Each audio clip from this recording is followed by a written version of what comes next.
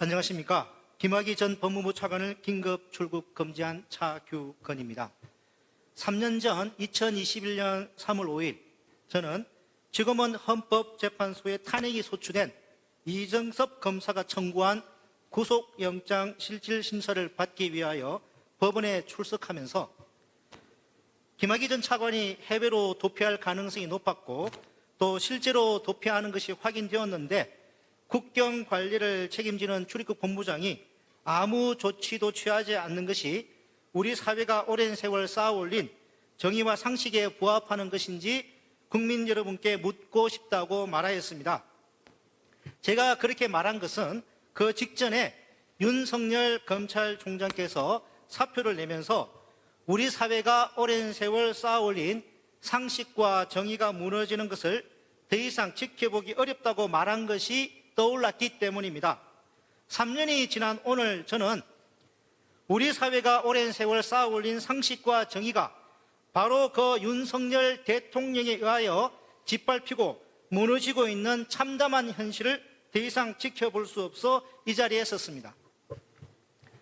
온 국민이 분노한 김학의 차관 사건의 본질은 간단합니다. 수사 대상이 고위 검사 출신이 아니라 일반 공무원이었다면 검사들이 그렇게 노골적인 제19 감사기 수사를 하지는 않았을 것이라는 점입니다. 검사 선서에 나오는 불의의 어둠을 걷어내는 용기 있는 검사, 오로지 진실만을 따라가는 공평한 검사, 국민을 섬기고 국가에 봉사하는 검사는 없었습니다. 이것이 제가 작년 7월 1차 수사 검사들을 특가법상 특수직무유기죄로 고발한 이유입니다. 저는 3년 동안 30번에 가까운 재판을 받으면서 항상 빨간색 넥타이를 하였습니다. 어처구니 없는 검찰의 기소에 대한 저의 분노를 법정에서 그렇게 표현하였습니다. 저희 분노가 담긴 그 빨간색 불은 오늘 윤석열 검찰 독재 카르텔 정권을 불살라버릴 가장 뜨거운 불인 파란색 불이 되어 이 자리에 섰습니다. 저는 소년수였습니다. 대학 1학년 때 밤새 눈물 흘리며 읽은 전태일 열사 평전 때문에 군사독재 반대 시위에 처음 참가했다가 구속되었고 집행유예 판결과 무기증악 처분을 받았으나 6.29 선언으로 사면 복권되어 다시 학교를 다닐 수 있었습니다. 사법시험에 합격한 후에는 민주사회를 위한 변호사 모임에 가입한 후 YMCA 시민권익변호인단, 대한변협법률구조재단 이사, 한센병 소송 지원 변호인단 활동 등을 하였고 한센병 소송 지원 변호인단 활동을 할 때는 한일 동료 변호사들과 함께 소록도에 가서 피해 진술서를 받았으며 일본 동경에서 한일 변호사, 시민단체 활동가들과 함께 가두 행진을 하기도 하였습니다. 노무현 대통령께서는 탈검찰 1호로 저를 법무부 국적남용과장으로 임명하셨고 5년 근무를 마치고 나올 때 보수 정부인 이명박 정부에서는 업무 성과를 인정하여 저에게 보건복지부 장관상 등 4개의 상을 주었고 문재인 대통령께서는 저를 탈검찰 출입국 외국인 정책본부장으로 임명하셨습니다. 과장으로 근무할 때는 독립유공자 후손 귀화정서 수여식을 최초로 시행하였고 모국의 국적 회복에 어려움을 겪고 있던 해외 입양인들의 오랜 수건을 해소하여 그들이 활짝 웃을 수 있게 하였습니다. 본부장으로 근무할 때는 창원 어린이 뺑소니 범이 카자흐스탄으로 도주한 지 불과 27일 만에 국내로 송환되도록 하는 데 큰 역할을 하였고 본부장으로 주도적으로 도입한 정책과 관련하여 600억이 넘는 재정 수입을 창출하였습니다. 외교 현장에서는 인도네시아 민요를 불러 인도네시아 해외 주재관 회의를 서울에 처음으로 유치하였습니다. 한동훈 비대위원장에게 말합니다. 이제 더 이상 586 운동권이 무능하다는 말을 함부로 하지 마시기 바랍니다. 이번 총선에서 우리는 무능, 무지, 무도, 모렴치, 몰상식, 무책임, 불안, 헌법 파괴 윤석열 검찰 독재 카르텔 정권에 대하여 준엄한 심판을 하여야 합니다. 세계적 망신이 된 잼버리 운영으로 국가 위상은 추락하고 전 세계 아이들에게는 마음의 상처를 주었습니다.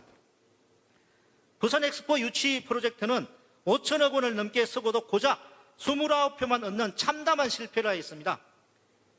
경제를 안보에 종속시키는 무능한 경제정책으로 각종 경제 수치는 암울하고 마트에서 장보기 무서운 세상이 되었습니다. 구글 등 글로벌 대기업은 납품하는 기업에 2030년부터 100% 재생에너지로 만든 상품과 부품을 요구하고 삼성을 비롯한 한국 대표 기업들도 아리백 선언에 합류하고 있는데도 집권 여당 대표 한동훈 비대위원장은 아리백을 알면 어떻고 모르면 어떤가라고 할 정도로 무지합니다. 국민의 목소리를 대변하는 국회의원을 입들막하여 끌어내고 과학 R&D 예산 삭감에 항의하는 대학원생을 입들막하여 끌어내고 윤석열 대통령을 지지하던 의사조차도 입들막하여 끌어냈습니다. 이재명 대표의 부인 김혜경 여사의 10만 원 법인카드권은 기소하면서도 대통령 부인 김건희 여사의 300만 원 듀얼백 건은 아무런 수사도 하지 않는 등 수사권은 최소한의 기계적인 균형조차 갖추지 않고 한쪽 방향으로만 칼춤을 추고 있습니다. 대통령의 부인이 미국에서는 자본주의 근간을 파괴하는 중범죄로 간주되어 150년형을 선고하기도 하는 주가 조작 범죄 수사 대상인데도 윤석열 대통령은 모렴치하게도 특검법을 거부하였습니다. 카르텔 척결을 외치면서도 정작 자기들만의 검찰 카르텔은 모렴치하게 더욱 공고히 하였습니다. 이태원에서 150명이 넘는 인명참사가 발생하였는데도 안전을 책임지는 이상민 행안부 장관은 최소한의 정부적 책임조차 지지 않습니다. 무슨 문제가 발생할 때마다 전 정부 탓만 하고 있습니다. 대통령이 과학기술은 국가 생존과 직결된다고 말했는데도 IMF 때도 삭감하지 않았던 과학기술 R&D 예산을 5조 원 삭감하였습니다. 국민들은 이제 비 올 때 지하차도로 차 몰고 통과하는 것이 무섭고 부모는 자녀들이 놀러 나갔다 무사히 돌아오지 못하는 것은 아닌지 불안합니다. 수십 년에 걸쳐 쌓아올린 국가 운영 시스템은 붕괴하였습니다. 남북의 무력 충돌을 막는 최소한의 안전핀이었던 9.19 군사합의 효력 정지로 접경지역에서 전쟁이 발발하는 것은 아닌지 불안합니다. 우리 땅 독도가 계속 안녕할 것인지 정말 불안합니다. 대한민국이 망하는 것은 아닌지 정말 불안합니다. 무차별적인 언론사 압수수색으로 민주주의 근간인 언론의 자유는 질식 상태에 있습니다. 총선 직전인데도 보수 언론이 우려할 정도로 민생토론회란 이름의 60년 전이라 볼 수 있었던 사실상의 관건 선거가 노골적으로 자행되고 있습니다. 이미 오래전에 정의의 이름으로 단죄되어 역사의 뒤안길로 사라진 이승만을 파묘하여 찬양함으로써 불의에 한간 4.19 민주 이념이 새겨져 있는 헌법을 파괴하고 있습니다.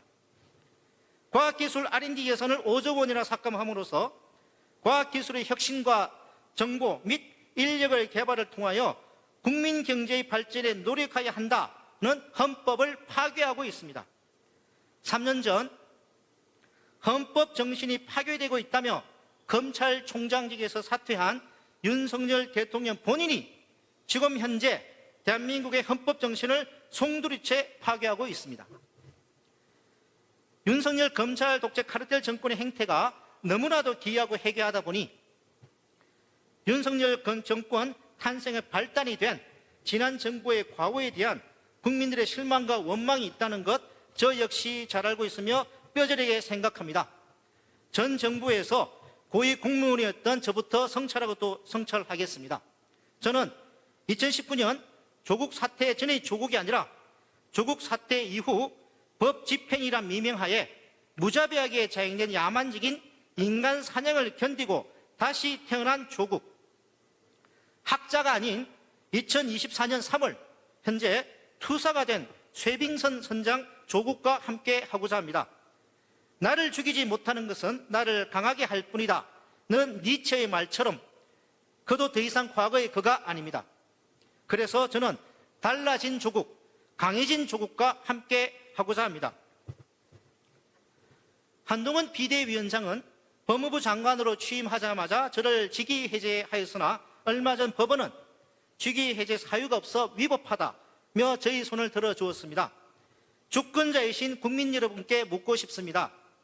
재수사가 기정사실화된 상황에서 심야에 해외로 도피하려던 부패 범죄 혐의자 김학의 전 차관을 긴급 출국 금지하여 사법정의가 뒤늦게 남아 실현되도록 한 제가 직위 해제되어야 하는 것입니까?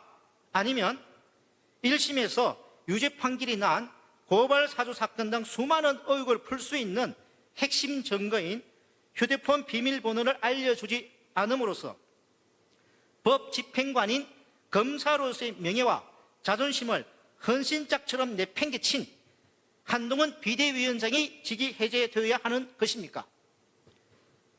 한동훈 비대위원장에 의하여 직위 해제되었던 제가 이번에는 정의와 불의의 전쟁인 오는 4월 10일 총선에서 김학의 전 차관을 긴급 출국 금지하여 사법정의가 실현되도록 했던 것처럼 주권자의 이름으로 한동훈 비대위원장을 반드시 직위 해제하여 정의와 상식이 구현되도록 하겠습니다. 저는 3년 전 수원구치소에 유치되었을 때 유사수위로 환복하고 머그샷 찍고 지문 날인한 후 독방에 보내졌습니다. 그런데 검찰청에도 구치감이 있고 일부 검찰청에는 검찰 역사관이라는 것이 있습니다. 법무부 장관 출신 한동훈 비대위원장에게 묻습니다. 동료 시민의 인격권 침해가 발생하지 않도록 하기 위하여 더 필요한 것은 검찰 역사관입니까? 아니면 영장실질심사 대기 피의자의 유치 장소입니까? 구속영장을 청구한 검찰이 감당해야 할 피의자 관리 책임을 왜 검찰이 지지 않고 안 그래도 과밀수용과 과중한 업무로 고생하고 있는 교정 공무원들이 부담하도록 하는 것입니까? 이것은 결과적으로 자신의 행동에 책임을 지지 않는 법조 특권 계급과 그 반대로 남의 행동에 대하여 책임을 지는 일반 공무원 계급이라는 불공평한 사회 계급이 용인되는 것 아닙니까? 저는 37년 전에는 군사 독재 정권에 의하여 재판을 받았고 지금은 검찰 독재 정권에 의하여 재판을 받고 있습니다. 군사 독재 정권이 위대한 주권자 국민에 의하여 끝났던 것처럼 저는 지금 다시 검찰 정권 조기 종식과 새로운 조국을 갈망하는 조국혁신당 당원 그리고 위대한 주권자 국민 여러분과 함께 검찰 독재 카르텔 정권을 끝장내겠습니다. 탈검찰 공직자로 8년 10개월 동안 행정부에 근무하면서 유연한 사고와 발상의 전환, 책임감 그리고 실천력으로 600억 원의 국부를 창출했던 것처럼 조국혁신당에서도 참신한 정책 아이디어로 새로운 국부를 창출하겠습니다. 취임 후 2년 넘게 부정평가가 60-70%가 되는 사실상의 레임덕 대통령을 앞으로 3년 더 본다는 것은 국민뿐만 아니라 국가적으로 불행한 일입니다.